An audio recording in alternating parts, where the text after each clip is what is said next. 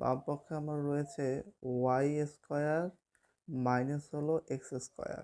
ওকে, Y এর মান কত দেওয়া আছে 5, আমি লিখলাম 5-এর উপর স্কোয়ার মাইনাস এক্স এর মান কত, এক্স এর মান হলো 3-এর উপর স্কোয়ার।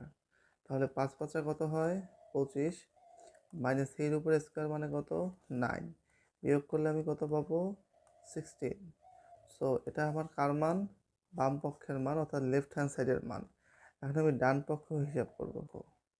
ডান পক্ষ আমার কি বলছে দেখো, এক্স প্লাস ওয়াই, একটা হলো ওয়াই মাইনাস এক্স, এদের গুণফল।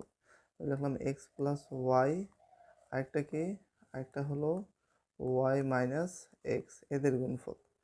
সো এখন আমি দেখতেছি এক্স এর মান কত 3 প্লাস 5 এ ইন্টু ইন্টু কি হবে, ওয়াই এর মান হলো 5 মাইনাস এক্স এর মান কত দেওয়া আছে 3। তাহলে এখন আমি বলতে পারি কত, 5 আর 3 যোগ করলে 8, গুণন গুণন 5 থেকে 3 গেলে কত থাকে 2, তাহলে 8 2 কত হবে 16। অতএব আমার রাইট হ্যান্ড সাইড এবং লেফট হ্যান্ড সাইড সমান, অতএব আমি লিখবো অতএব আমার হলো বাম পক্ষ, কি লিখবো